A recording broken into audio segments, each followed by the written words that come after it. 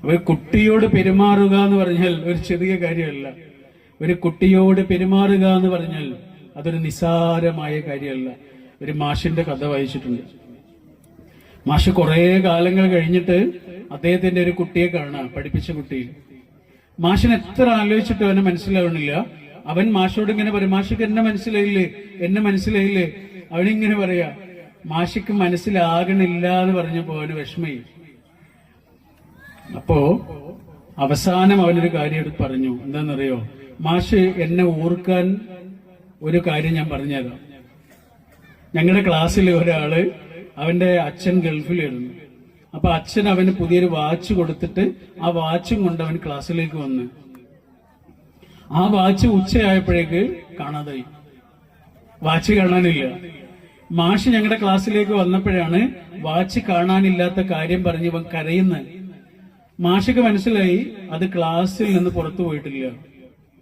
അപ്പൊ മാഷ് എന്താ ചെയ്തതെന്നറിയോ, മാഷ് ഞങ്ങളോട് എല്ലാരോടും എഴുന്നേറ്റ് നിൽക്കാൻ പറഞ്ഞ് ഞങ്ങൾ എല്ലാവരും എഴുന്നേറ്റ് നിന്ന്. മാഷ് ഞങ്ങളോട് എല്ലാരോടും കണ്ണടച്ചു പിടിക്കാൻ പറഞ്ഞ് ഞങ്ങൾ എല്ലാവരും കണ്ണടച്ചു പിടിച്ചു. മാഷ് ഞങ്ങളെ എല്ലാരെയും പരിശോധിച്ച് കീശയിലും ബാഗിലൊക്കെ പരിശോധിച്ച്. ഓർമ്മയില്ലേ? ആ ഓർമ്മയുണ്ട്. മാഷെ ഒരാളെ കീശയിൽ നിന്ന് അത് കിട്ടിയില്ലേ? ആ കിട്ടി, അത് ഞാനായിരുന്നു മാഷെ. ഇപ്പൊ മാഷക്ക് എന്നെ മനസ്സിലായില്ലേ എന്ന് ചോദിച്ചു. എടാ, ആ സംഭവം എനിക്ക് ഓർമ്മയുണ്ട്, പക്ഷെ നിന്നെ എനിക്ക് ഓർമ്മയില്ല. അതെന്താ മാഷെ? മാഷ് പറഞ്ഞു, എല്ലാരോടും കണ്ണടക്കാൻ പറഞ്ഞത് എന്തുകൊണ്ടായിരുന്നു എന്നറിയോ? ആരുടെ കീശയിൽ നിന്നാണ് അത് കിട്ടുന്നത് എന്ന് മറ്റുള്ള കുട്ടികൾ അറിയാതിരിക്കാൻ വേണ്ടിയിട്ടാണ്. കൂട്ടത്തിൽ ആരാണ് കള്ളൻ എന്ന് മറ്റുള്ള കുട്ടികൾ അറിയാതിരിക്കാൻ വേണ്ടിയിട്ടാണ് എല്ലാരോടും കണ്ണടക്കാൻ പറഞ്ഞ. എടാ, നിങ്ങളോട് എല്ലാരോടും കണ്ണടക്കാൻ പറഞ്ഞപ്പോ മാഷും കണ്ണടച്ചിരുന്നു. എനിക്കറിയണ്ട എന്റെ കുട്ടികളുടെ കൂട്ടത്തിൽ ആരാണ് കള്ളൻ എന്ന് എനിക്കറിയണ്ട. നല്ലൊരു മാഷ് അന്ധനായൊരു മാഷായി മാറുകയാണ്. ഈ അടുത്ത് നിങ്ങൾ കേട്ടില്ലേ, ഒരു ഓഫീസ് റൂമിൽ വെച്ച് അധ്യാപകനോട് കയർത്ത ഒരു കുട്ടി ഒരിക്കലും ഒരു അധ്യാപകനോട് പറയാൻ പാടില്ലാത്ത വാക്കുകളൊക്കെ പറഞ്ഞ് ആ കുട്ടിയെ ആ സ്കൂളിൽ നിന്ന് പുറത്താക്കുകയാണ് ചെയ്തത്. സത്യത്തിൽ അവനെ പുറത്താക്കാൻ പാടില്ല. കാരണം അവനിപ്പോ എവിടെയായിരിക്കും? അവനിനി ആരായി മാറും? 100 ആടുകളെ മേച്ചുകൊണ്ട് നടക്കുന്നതിനിടയിൽ ഒരാടിനെ കാണാതായതിന്റെ കഥ പറയുന്നുണ്ട് ബൈബിളില്. 100 ആടുകളെ മേച്ചു നടക്കുന്നതിനിടയിൽ ഒരാടിനെ കാണാതായി. അപ്പൊ ഈ ഇടയൻ എന്താ ചെയ്യുന്നതെന്നറിയോ? ആ 99 ആടിനെയും ഉപേക്ഷിച്ച് ഈ ഒരാടിന്റെ പിന്നാലെ പോവാ. എന്തിനാന്നറിയോ? ആ 99 ആടുകൾക്കും കൂടെ ആളുണ്ട്, പക്ഷെ ഈ ഒരാടിന് ആരുമില്ല. അതുകൊണ്ട് എവിടെയും എത്താം. അതുകൊണ്ട് പുറത്താക്കപ്പെട്ട ആ കുട്ടിയുടെ പിറകെ പോകാൻ ആ സ്കൂളിൽ ഒരു മാഷ് വേണമായിരുന്നു. ആ മാഷിക്ക് ആ കുട്ടിയുടെ ജീവിതത്തെ ആകെ മാറ്റിമറിക്കാൻ കഴിയുന്നു. നേരത്തെ പറഞ്ഞതുപോലെ അവന്റെ ഉള്ളിലെ അത്ഭുതത്തെ തിരിച്ചറിയാൻ കഴിയുന്നു. ഭാഷ എന്ന് പറയുന്ന വലിയൊരു ഗുരു ഉണ്ടായിരുന്നു ജപ്പാനില്. പണ്ടൊക്കെ ആശ്രമം പോലെയാണല്ലോ. മാഷിന്റെ അടുത്തേക്ക് കുട്ടികൾ ഇങ്ങോട്ട് വരിക ചെയ്യാം. ഇന്ന് മാഷ് അങ്ങോട്ട് പോവുക ചെയ്യാം. ഇന്ന് അറിവും കൊണ്ട് മാഷ് അങ്ങോട്ട് പോവുക ചെയ്യാം. പണ്ടൊക്കെ അറിവ് തേടി ആളുകൾ ഇങ്ങോട്ട് വരിക ചെയ്തിരുന്നു. അങ്ങനെ മാഷിന്റെ കൂടെ കുറെ കുട്ടികള് താമസിച്ച് പഠിക്കുന്നുണ്ടായിരുന്നു. അപ്പൊ ആ കൂട്ടത്തിൽ ഒരു കുട്ടി മറ്റുള്ള കുട്ടികളുടെ സാധനങ്ങളൊക്കെ മോഷ്ടിക്കും. അപ്പൊ മറ്റുള്ള കുട്ടികളെല്ലാരും മാഷെടുത്ത് വന്നിട്ട് പറഞ്ഞു, മാഷെ ഇങ്ങനെ ഒരു പ്രശ്നമുണ്ട്, ഇപ്പൊ മോഷ്ടിക്കുന്നുണ്ട്, അതുകൊണ്ട് ഞങ്ങൾക്ക് വലിയ ബുദ്ധിമുട്ടുണ്ട്. അവൻ ഇനിയും എന്തെങ്കിലും മോഷ്ടിച്ചാൽ മാഷ് അവനെ പുറത്താക്കണം. മാഷ് പറഞ്ഞു, ഞാൻ ആലോചിക്കാം. പറഞ്ഞതുപോലെ തന്നെ അവൻ വീണ്ടും മോഷ്ടിച്ചു. അപ്പൊ ഈ കുട്ടികളെല്ലാരും മാഷിന്റെ അടുത്ത് വന്നിട്ട് പറഞ്ഞു, മാഷെ അവൻ വീണ്ടും മോഷ്ടിച്ചിട്ടുണ്ട്, അതുകൊണ്ട് അവനെ ഇവിടുന്ന് പുറത്താക്കണം പറഞ്ഞു. മാഷിങ്ങനെ ആലോചിച്ചിട്ട് പറഞ്ഞു, ഇല്ലടാ പറ്റൂല, അവനെ പുറത്താക്കാൻ പറ്റൂല പറഞ്ഞു. അപ്പൊ അവര് പറഞ്ഞു, എന്നാ ഞങ്ങളൊക്കെ ഇവിടുന്ന് പോകും എന്ന് പറഞ്ഞു. മാഷ് എന്താ പറഞ്ഞെന്നറിയോ? നിങ്ങളെല്ലാരും പോയിക്കോളൂ, അവനെ ഞാൻ വിടൂല. കാരണം നിങ്ങൾ പുറത്തു പോയാൽ എനിക്ക് യാതൊരു പേടിയില്ല. നിങ്ങൾക്ക് സത്യവും അസത്യവും മനസ്സിലായിട്ടുണ്ട്. അവനിപ്പോഴത് മനസ്സിലായിട്ടില്ലടാ, അവിടെ ഞാൻ അവനെ പുറത്തു വിടൂല. ആ സ്കൂളിലെ മുഴുവൻ കുട്ടികളും പുറത്തു പോയാലും ഈ കുട്ടിയെ പുറത്തു വിടാൻ പാടില്ല. കാരണം ഇവൻ അങ്ങോട്ട് വന്നത് പാഠപുസ്തകത്തിലുള്ളത് പഠിക്കാൻ വേണ്ടി മാത്രമല്ല, അവനൊരു പുതിയ മനുഷ്യനാകാൻ വേണ്ടി വന്നതായിരുന്നു. ഞങ്ങൾക്കതിന് പറ്റില്ല എന്ന് പറഞ്ഞിട്ട് പുറത്താക്കാനാണെങ്കിൽ അങ്ങനെ ഒരു കലാലയത്തിന് പ്രസക്തി ഇല്ലാതായി മാറും.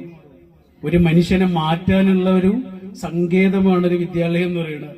എല്ലാ മാഷന്മാരൊന്നും വേണ്ട, ഒരൊറ്റ മാഷ് മതിയായിരുന്നു. ആ കുട്ടിയുടെ പിന്നാലെ പോയി അവനെ മാറ്റിമറിക്കുക. പണ്ടൊരു കുട്ടിയുടെ കഥ വായിച്ചിട്ടുണ്ട്. പണ്ടൊക്കെ നമ്മൾ ഈ കണക്ക് ഹോംവർക്ക് ഉണ്ടാവുമല്ലോ, ഇങ്ങനെ വീട്ടിൽ നിന്ന് എഴുതി കൊണ്ടുവന്ന് ക്ലാസ്സിൽ ഇങ്ങനെ അട്ടിയായി വെച്ചിരുന്നില്ലേ? ഇപ്പൊ അങ്ങനെ ഉണ്ടോന്ന് എനിക്കറിയില്ല, നമ്മൾ മാഷല്ല. കുട്ടികളെല്ലാരും ഇങ്ങനെ നോട്ട് ബുക്ക് ഇങ്ങനെ അട്ടിയായി കൊണ്ടുവന്ന് വെച്ച് മാഷ് വന്നിട്ട് അതിങ്ങനെ ഓരോന്ന് പരിശോധിക്കുക. കണക്കാണല്ലോ, അപ്പൊ കുട്ടികളൊക്കെ ഇങ്ങനെ പേടിച്ചു വറക്കുക. ഇതിൽ നിന്ന് ഒരു ബുക്ക് ഇങ്ങനെ പരിശോധിക്കുന്നതിനിടയിൽ മാഷിന്റെ മുഖമൊക്കെ മാറുന്നുണ്ട്. അതിലെന്തോ ഒന്ന് മാഷ് കണ്ടിട്ടുണ്ട്. അപ്പൊ ആ പുസ്തകം എന്റേതാണ് എന്ന് തിരിച്ചറിഞ്ഞ ആ കുട്ടി പേടിക്കാൻ തുടങ്ങി. പഠിച്ചവന് എന്താണ് പ്രശ്നം എനിക്ക് മനസ്സിലാവില്ലല്ലോ, എന്റെ ബുക്കാണല്ലോ അത്. ആ കുട്ടിക്ക് എന്തായാലും ഒരു ബേജാറുണ്ടാവില്ലോ. മാഷ ആ കുട്ടിയോട് എഴുന്നേറ്റ് നിൽക്കാൻ പറഞ്ഞു. ആ കുട്ടി എഴുന്നേറ്റ് നിന്ന് ആകെ വിറക്കുന്നുണ്ടായിരുന്നു. മാഷിങ്ങനെ ആ കുട്ടിയെ അടുത്തേക്ക് വിളിച്ചു, എന്നിട്ടിങ്ങനെ കാണിച്ചു കൊടുത്തു. അപ്പോഴാണ് അവളിങ്ങനെ ശ്രദ്ധിക്കുന്നത്, കണക്ക് എഴുതേണ്ട സ്ഥലത്ത് അവൾ എഴുതി വെച്ചത് 2 വരി കവിതയാ. ഏതോ ഒരു ഹാലില് ഒരു കവിത വന്ന ആ കവിത ആ സൈഡിൽ എഴുതി വെച്ചിട്ടുണ്ട്. കണക്കിന് പകരം കവിത എഴുതിയ കുട്ടിയെ മാഷിങ്ങനെ അടുത്തേക്ക് വിളിച്ച് അത് ഉറക്കെ ചൊല്ലാൻ പറഞ്ഞു. ആ കുട്ടി ഉറക്കെ ചൊല്ലി, പേടിച്ചു വരച്ച് അതിങ്ങനെ ഉറക്കെ ചൊല്ലി. കുട്ടികളെല്ലാവരും ഇങ്ങനെ പിന്നെ അന്താളിച്ച് നിൽക്കുകയാണ്. ഇതെന്താണ് സംഭവം? മാഷെന്താ പറഞ്ഞതെന്നറിയോ? എല്ലാവരും കൈയടിക്കൂ. കുട്ടികളെല്ലാവരും കൈയടിച്ചു. കണക്കെഴുതേണ്ട സ്ഥലത്ത് കവിത എഴുതിയിട്ട് ആ പെൺകുട്ടിയുടെ പേര് പറഞ്ഞാൽ ഒരുപക്ഷെ നിങ്ങൾക്ക് മനസ്സിലാവും. ആ പെൺകുട്ടിയുടെ പേര് സരോജിനി നായിഡു. ഇന്ത്യയുടെ വാനമ്പാടി എന്നാണ് പറയുക. ഗാന്ധിജിയുടെ കൂടെ സ്വാതന്ത്ര്യ സമരത്തിൽ സജീവമായി സാന്നിധ്യമായിരുന്ന ധീരയായ കവയത്രിയായ ഒരു ധീരദേശാഭിമാനിയായി മാറിയ സരോജിനി നായിഡു ആണ്. ഇതാണ് മാഷ്. പാഠപുസ്തകത്തിലുള്ളത് പഠിപ്പിക്കാനല്ല മാഷ്. അതിന് AI വന്നാലും അതിന് കഴിയും അല്ലേ?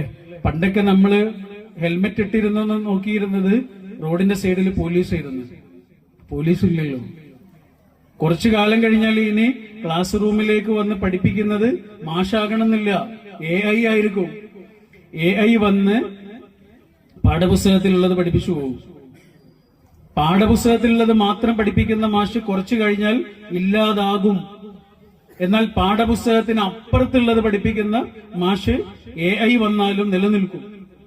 എന്റെ മുന്നിലിരിക്കുന്ന 28 കുട്ടികൾക്കും 28 ജീവിതമാണ് എന്ന് തിരിച്ചറിയുന്ന മാഷ് നിലനിൽക്കും. എന്റെ മുന്നിലിരിക്കുന്ന 28 കുട്ടികൾക്കും 28 സങ്കടങ്ങളാണ് എന്ന് മനസ്സിലാക്കുന്ന മാഷ് AI വന്നാലും ബാക്കിയാവും. നമ്മൾ പറഞ്ഞത് ഇത്രയുമാണ്. നമ്മളുമായി ബന്ധപ്പെട്ട കുട്ടികളുടെ ജീവിതം എന്ന് പറയുന്നത് നമ്മളുടെ കൂടി ജീവിതവുമായും സംസാരവുമായും ഇടപെടലുമായും വലിയ ബന്ധമുള്ളതാണ്. ആ കുട്ടിക്ക് ഉള്ളിൽ സമാധാനമില്ല എങ്കിൽ എത്ര പഠിച്ചൊരു കുട്ടിയാണെങ്കിലും ആ 2 മണിക്കൂർ നേരം ഉള്ളിലെ പെടച്ചിൽ കാരണം ആ കുട്ടിക്ക് അറിയുന്ന കാര്യങ്ങൾ പോലും എഴുതാൻ കഴിയില്ല. നിങ്ങൾ ഉണ്ടാക്കുന്ന ഭക്ഷണം എല്ലാ ദിവസവും രുചിയുള്ളതാവാറുണ്ടോ? ചില ദിവസം പാളൂല്ലേ? അതെന്തുകൊണ്ടാ? അന്ന് നമ്മുടെ മനസ്സ് പാളിയിരുന്നു. നമ്മുടെ പ്രസംഗം എല്ലാ ദിവസവും നന്നാവില്ലല്ലോ. ചില ദിവസം ആകെ കുഴപ്പത്തിലാവും. നമുക്ക് തന്നെ അത് മനസ്സിലാവും. കേൾക്കുന്നവർക്ക് മനസ്സിലാകുമെന്നറിയില്ല, നമുക്ക് മനസ്സിലാവും ശരിയായിട്ടില്ല. അതെന്തുകൊണ്ടാ? അന്ന് മനസ്സിൽ എന്തോ ഒരു പ്രശ്നം കുടുങ്ങി കിടക്കുന്നുണ്ടാവും. ഇതേപോലെ തന്നെയല്ലേ നമ്മുടെ കുട്ടികളും 2 മണിക്കൂർ നേരമാണ്. ആ 2 മണിക്കൂർ നേരം ആ കുട്ടിയുടെ മനസ്സിലുള്ള ഒരു പെടച്ചിൽ മതിയാകും. ആ കുട്ടിക്ക് അറിയുന്ന കാര്യങ്ങൾ പോലും എഴുതാൻ കഴിയില്ല. അതുകൊണ്ടാണ് ടീച്ച് നാറ്റ് ഹാൻ എന്ന് പറയുന്നൊരു വലിയ ഗുരു ഉണ്ട്. ഈ അടുത്ത് മരിച്ചു പോയിട്ടാണ്. 108ാമത്തെ വയസ്സിലാണ് മരിച്ചുപോയത്. അദ്ദേഹത്തിന്റെ പ്രഭാഷണങ്ങള് യൂട്യൂബിലൊക്കെ കിടക്കുന്നുണ്ട്. ടീച്ച് നാറ്റ് ഹാൻ എന്നാണ് പേര്. ജാപ്പനീസ് ആണ്. അദ്ദേഹം ഒരു വലിയ സന്യാസിയാണ്. അദ്ദേഹം പറയുന്നുണ്ട് നമ്മുടെ ഈ ടീനേജിലുള്ള കുട്ടികളെ കുറിച്ച്. ടീനേജിലുള്ള കുട്ടികളെയാണല്ലോ നമ്മളിങ്ങോട്ട് വിളിച്ചിട്ടുള്ളത്. ഈ ടീനേജ് എന്ന് പറഞ്ഞിട്ടുണ്ടല്ലോ വല്ലാത്തൊരവസ്ഥയാണ്.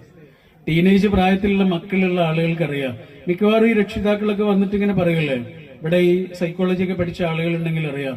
അവരോടൊക്കെ വന്നിട്ട് രക്ഷിതാക്കൾ പറയും, 7ാം ക്ലാസ് കഴിഞ്ഞതോടുകൂടി ആളാകെ മാറി. കുട്ടികളെ കുറിച്ച് 8ാം ക്ലാസ്സിൽ എത്തിയതോടുകൂടി അയാൾ മിണ്ടാതായി, കല്യാണത്തിന് വിളിച്ച വരാതായി, ഒറ്റയ്ക്ക് ഇരിക്കാൻ തുടങ്ങി, അനിയത്തിയോട് ദേഷ്യപ്പെടാൻ തുടങ്ങി. ഇങ്ങനെയൊക്കെ പറയില്ലേ? എന്താ സംഭവം? എന്താണ് ഈ ടീനേജിലുള്ള കുട്ടിക്ക് സംഭവിക്കുന്നത്?